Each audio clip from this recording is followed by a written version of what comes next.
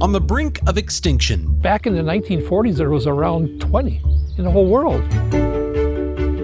One of North America's tallest birds is making a comeback. When I hear them in the marsh, they echo. This week on Open Record, how Wisconsin wetlands are helping to save a species. The future of whooping cranes in Wisconsin is good. It's an exciting project to be a part of.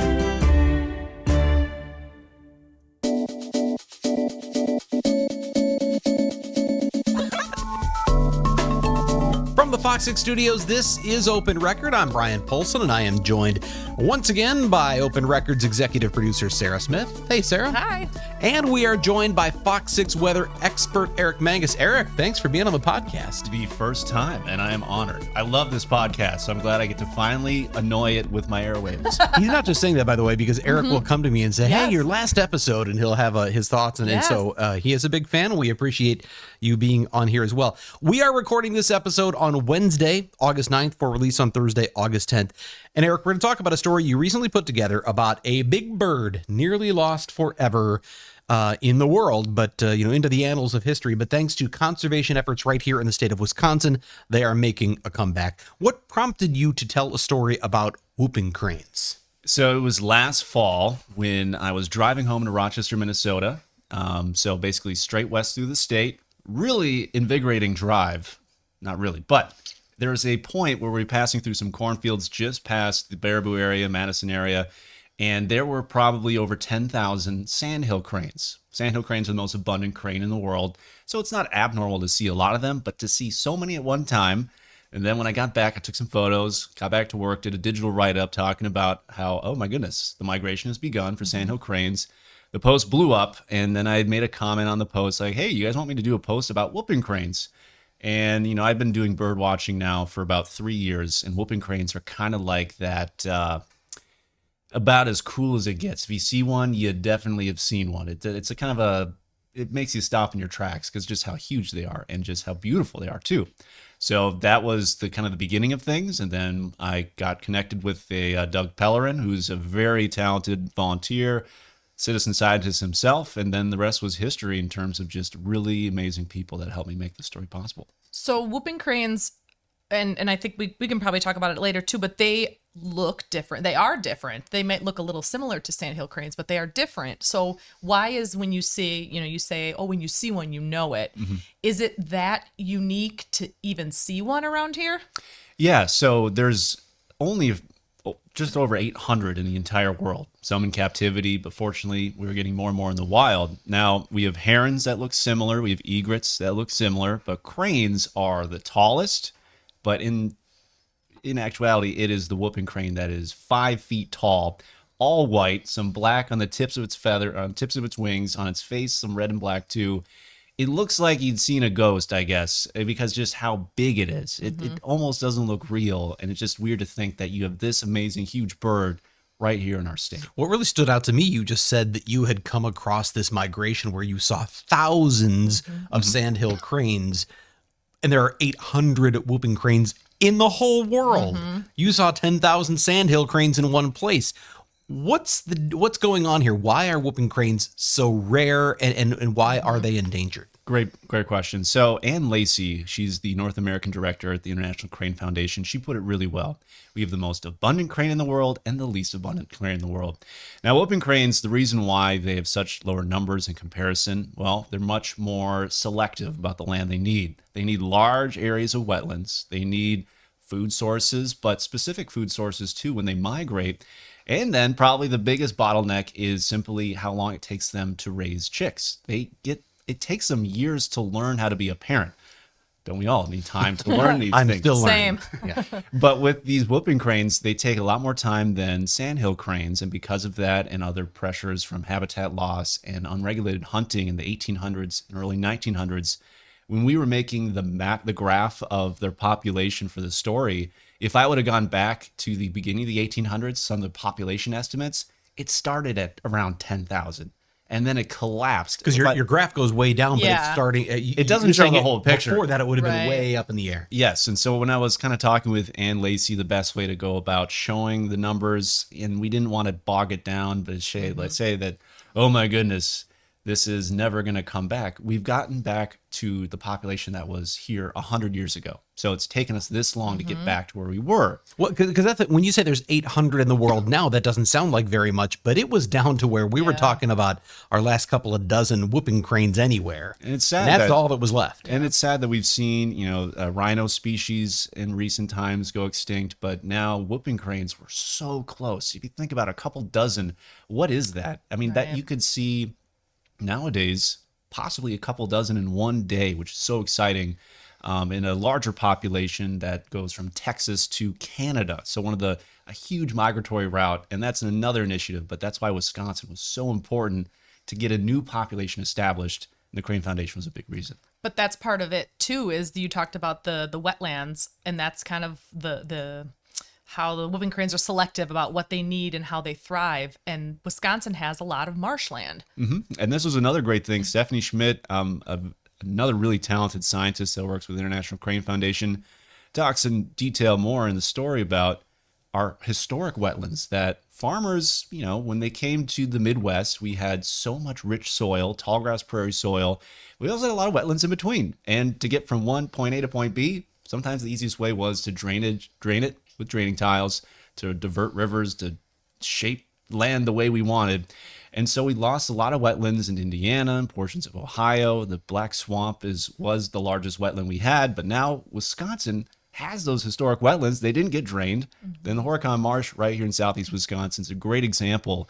If you let it flood, if you let it be wild again, amazing how much life returns. And that has kind of now become the mecca of bird watching in the state, because you get whooping cranes, you get all kinds of cool bitterns and warblers come through. So it's an amazing place that has more than just cranes. But if you protect the land, you get all kinds of life that comes back. I love watching any story where I really learn something, and I really learned some things watching this. One of the things, first of all, I didn't realize the stark difference between the population of one type of crane, like a sandhill crane, versus whooping cranes. Right. But when you talk about bringing a species back from the brink of extinction, how do you do that? And you really talked about some of the things that and by the way, I didn't even realize there was an international crane foundation right? in Wisconsin. But talk a little bit about, can you tell us about how they go about trying to bring that species back, and some of the things they've had to do to even teach them sort of how to do what they're supposed to do? So it's not exactly Jurassic Park. So we're not splicing DNA of frogs with turtles and everything, but it is an intensive process. So Ronald Suey and George Archibald, when they were grad students at Cornell University, kind of a big deal for birds.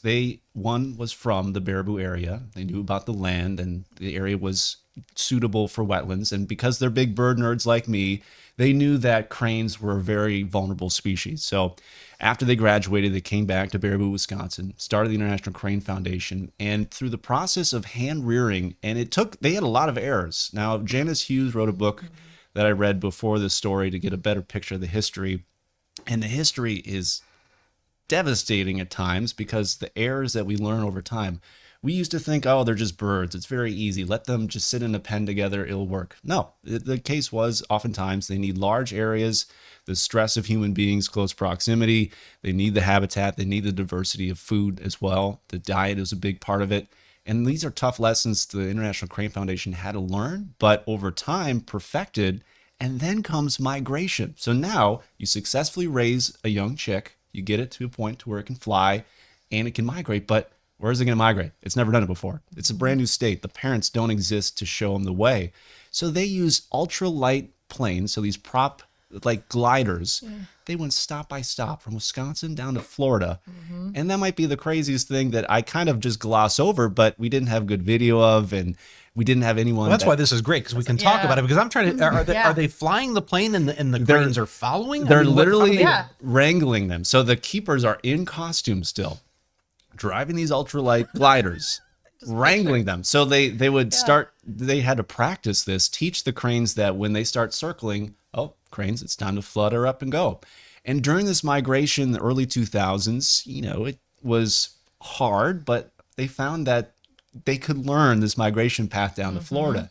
And why Florida was considered such an important place is this place called the Everglades and other portions of the state that have a lot of wetlands. So the whole process it took years and years and years. And it took another 10 years until we had a wild-born chick in Wisconsin. And in the story, we included another one. So in the last 20 years, we've seen this very slow and steady increase in wild-born chicks in the state, which to the Crane Foundation is showing that the introduction process has worked, but the numbers aren't big enough to avoid disease, or if there's a hurricane, that could have a decimation of So the they're still population. really vulnerable. Yes, It's yes. fragile, but you're starting to see that possibility of future growth. Well, and we were talking about some of the deaths too about these birds, and it's when there are only, let's just say, 24 of these birds and 3 died. That's a big percentage, and it's a big hit to them. But they kept powering through the ICF and to make this all happen. And another thing that gives, I think, just the crane spirit hope is the longevity of these birds. This is not your goldfinch that doesn't live more than 5 years typically. This is a bird that can live 30 years plus sometimes, and in captivity even longer than that. So if there is an unsuccessful year of nesting, it's a learning process, but predation and power lines is the biggest cause of death and mortality for the whooping crane. And there is times when it's poaching is an instance that can injure them, and oftentimes it's an out-of-season hunt. It's someone that is obviously malicious intent. The Crane Foundation want to make that clear. We don't have hunters just going out trying to get this huge bird. It is criminals doing these things. And in the story she mentions, it's a huge loss because, too, we started with only a couple dozen birds. So the genetics of those couple dozen birds, there's only so many parent populations or different configurations to prevent inbreeding, because we need as much genetic variation as we can. So we want this bird to survive and thrive. This may be a really dumb question. It probably is, but because I'm new to all of this, why do they need to migrate at all? Like, why is that important? Why do they need to go from Wisconsin to Florida? Great story, because we have this. So in Wisconsin, we have some pretty harsh winters. Not as bad as that Minnesota. makes do? We do. Yeah. We get You got to get them out of here. Birds go south for the winter. Well, right? they Yeah. lose their food source. Oh, yeah. One year, in this process, Doug told me about how there's a bird that didn't migrate. It stayed here all winter long. We got down to the negative teens. It survived. That is a hardy bird. That's- Now, yeah. I believe he told me that they did leave some corn feeding stations out. So when the water freezes over, they cannot go wade through the wetlands for food anymore. Mollusks and other insects as well. But it survived off corn through the winter. And so that's another, it's just to show that an animal that can bounce back from the brink of extinction, it's got some tough, it's got that dog in him. It can survive some left hooks. And so it was really incredible to learn that the wintertime, that's why they bailed down south. And then they do return to the plentiful growth period of Wisconsin. One of the things that you touched on, and you just talked about it a little bit with the poaching, but one of the challenges is that because the sandhill, I guess let's back up a little bit. Talk about the hunting of sandhill cranes and Wisconsin in that whole equation. So there are some southern states that allow the hunting of sandhill cranes. They do cause some crop damage to the corn. So as soon as you put corn in the ground, they'll kind of be sifting through it. That's when their migration up kind of coincides with planting, and then fall migration, that's when they head back down. So after farmers go through their fields, they have all this corn around, and so it doesn't cause the damage, but in the spring it can. So some states, to manage their sandhills, because their numbers are surpassed what historically we did have, they don't have much predation. We've lost a lot of our apex predators in most ecosystems, and we did protect them for a long period of time. Now that they're no longer endangered, the sandhill crane was in low numbers too. All birds were in low numbers, to be clear. The feather market was insane in Europe back in the 1800s and early 1900s. But to focus on the hunt, some states do allow the hunting of cranes, sandhill cranes. And there is, unfortunately, sometimes the casualty of a whooping crane and sandhill crane because they have close proximity. You showed that in the story. Yes. They are so much alike. Yes. Except for their coloring is Yes. really what is the difference, right? And the way I tried in the beginning, it's almost like seeing a ghost. It's like seeing a ghost of a sandhill because it's all Yeah, white. right. It's kind Yeah, of you're this eerie spirit. You think of like, I think back to like Spirit Bear, like other things. If you see a white grizzly bear, it's like a sign of your grandfather. Anyway, the point with the hunt, though, is they're trying to manage this population, and because we're trying to act as the predator. Now, whooping cranes can get in the crossfire of this, and especially a new population, very vulnerable to a loss, which is why if we did allow the hunting of sandhills in Wisconsin, that could have some big impacts. Now, the hunting groups that want to do this are more of those southern states, and so it definitely is kind of a crossroads. Fortunately, right now, I wouldn't say it's a highly political hunt process like wolves. It's still, though, an issue that a lot of conservationists and a lot of hunters as well, and many hunters are conservationists at their core as well too.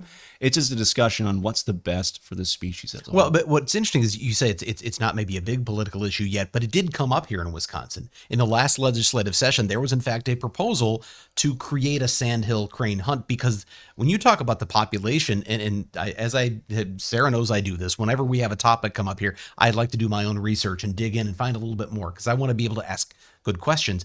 And so I looked up this legislation and I was curious who supports it and who was against it. And there's a long list of people who lobbied on both sides of this bill. When you look at who was in favor of it, a lot of them are agricultural groups, not just hunting. Now, the Wisconsin Waterfowl Association, probably one of the biggest supporters of it, but you had the Corn Growers Association and Farm Bureau and others who were saying, yeah, we want to see a hunt because the number of sandhill cranes has gone far beyond what the federal government sort of recommends as the optimal level, and they're damaging crops. So they're going, yeah, we want this. But then you've got other groups coming in and going, whoa, whoa, whoa, this could be a real problem. And obviously for the whooping crane, it could be a huge problem. And from my understanding, there are programs, if there is crop damage done by sandhill cranes, there are ways that the farmers can get reimbursed for that damage. But in terms of the overall impacts, and that the Crane Foundation does work with farmers to do a taste. So to put a coating on the kernel of the corn, that as it eats it, I haven't tasted it myself. I mean, I don't like spicy food, so if it was spicy, I wouldn't like it either. But if that a way to put the taste of it to no longer make it taste good, and they've had some success with it, but this costs more money for the same amount of kernels. So if you're thinking about as a farmer, why am I going to pay $150 more per acre, as an example? I don't know what the cost is. To see minimal improvements, I can see how hunting is just the easier solution. It also could produce tax revenue. It could also give a lot more money back to the state, some kind of tourism dollars. But I think as well, there's a very obvious possible crossing of interest here. We're doing so much money and so much effort for the whooping cranes. Sandhills, what's the cost analysis here? I still think and talking with Ann Lacey, it is so expensive to bring a species back from extinction. And no one wants to be the one that accidentally shot a whooping crane.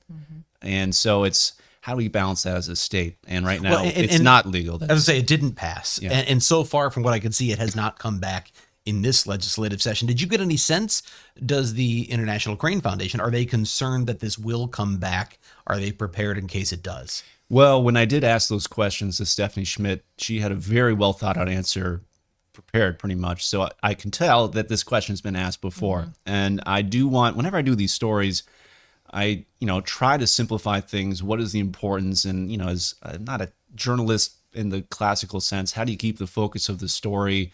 And I didn't want to make this turn into something like, should we hunt them or should we not? Because, it's I don't want to, the main issue is to bring the numbers back. And if hunting isn't the biggest cause of mortality, I didn't want to make that the center focus of things, where it's still down to power lines and also habitat loss that is the limiting factor. But is wind power a concern also? I know with other birds that's been a concern. Has that been with whooping crane? I can't speak on that exactly. Stephanie specifically mentioned power line collisions. I do know that from a greater bird perspective, wind turbines, huge impacts on bird populations. Even in the middle of nowhere, you can have what you'd consider not a typical flyway, such as the Mississippi River. Even out in the middle of Kentucky, in the middle out of the Dakotas, there's collisions that happen, and with bats too. There's a lot of consequences that, we have to make the world tick somehow, but there's, how do we do it the most sustainable way, the most balanced way? And I think we're still trying to find that balance in the state. So do we think, I say we because clearly now we're all bird experts, does the ICF think that they can get whooping cranes at some point off an endangered list? What's the hope, and what are kind of the next steps for them? I do remember at one point in our conversation with Ann Lacey, the North American director, that there is, if you project out their population growth, continue a more linear path, I do believe there's a chance they could just be considered federally threatened, no longer endangered within the next 50 years. But I still... Well, the next 50 years. So this isn't a thing that happens. Yeah. This is over a long 2030, period of time. Hopefully in my lifetime, I will see them no longer considered endangered. But at this current pace, it's a good pace, but let's not pretend that we're at 10,000 here. It's still just over 800. And we still rely on a lot of volunteers and photographers to get this data of where these birds are going, the habitats they prefer.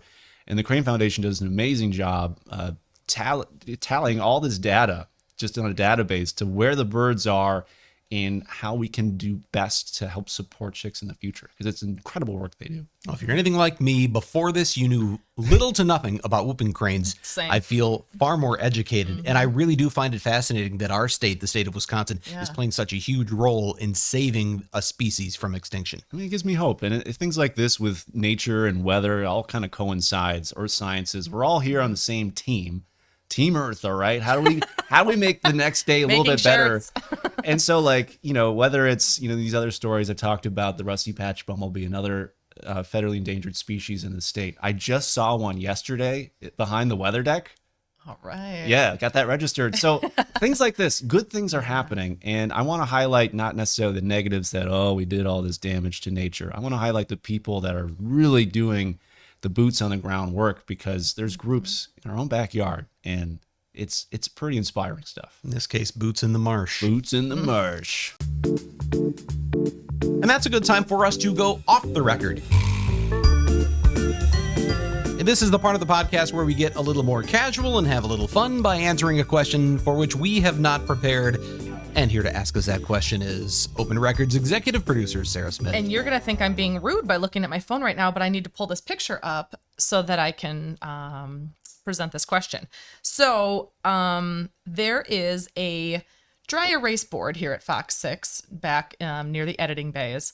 Oh, and the it brackets. always the bracket. Yeah, sure, yeah, right. So there's I'll say permanent, but there's black tape that make Like tournament a bracket. brackets. So like a NCAA. And so someone can come up with what the bracket is going to be. And then everyone Varying kind of topics. fills in. Yeah, so whether it's This movies or started, I think, soundtracks. during like March Madness one year, right? Probably, yeah. And we decided, and our editor Dave Machuda decided to start turning it into different topics that we would pit things against each other and see what wins. And out. it isn't just the editors that are writing on there. Our news director goes back and fills it out, and so we can anyway. So that's that. So picture that. The topic, the bracket for this most recent one is potatoes. The humble potato. So different types of potatoes different in types of competition. potatoes. Very strong opinions with Yeah, potatoes. I had real disagreements with how this turned out. I 100% agree with all of those thoughts. So let me just tell you some of them on there, and then let's just have an open discussion about what our favorite potato products are. Okay. Because there are so many. So some of them that were on the original, I don't know how many on here, 24, baked, pan-fried, chips, au gratin, tater tots, wedges, twice-baked American fries, scalloped, waffle fries, mashed, hash browns, pancakes, curly fries, in a spud gun, French fries. Now, the thing to know is when the brackets are set up, there's no real, this isn't like the actual NCAA where we're looking at regular season records and determining. So you're randomly filling in. Yeah. But what happens is it's one against another. They've got to win that round to get to the next round. So you might end up with two of the best entries. We've done this with movies. Yeah. You get two phenomenal movies that go up against each other in the first round. One of them's losing out. And some weaker thing is, seeding is key. That's right. true. If it's a bad seed, then Yeah. you know the judges who put up the potatoes. They had And were if- biased. yes. Right. Yeah. And if you're putting tots up against like a baked potato, that seems rude. But are you going to tell us? Well, Yes. go good. All right, Well, tell us where we so got, because I'll I have tell you thoughts. how it all narrowed down. So the final two, the championship of the potatoes, was baked and mashed. I have a lot of thoughts about that. I have my son, by So- the way, would tell you that that's the squishy part of the potato in either case. And no, Right. no, Okay, right. You Mashed need some potatoes crisp. in the finals. Yeah. And, well, I'll tell you that. Whoa. Well, what? Whoa. Mashed potatoes deserves to be there. Wait. Okay. There are a million ways to prepare mashed potatoes, and Yeah. there might be certain configurations that deserve to be French there. But if style. we're just talking French plain, style mashed I potatoes. don't even know what that means, Kale. You want to check You made have on a this potato Kale? mill, Do and you have restaurants? potato Okay. ricer, Hang on. Okay. and cream and butter. It's amazing. I'm going to point something Cream out. and butter. Okay.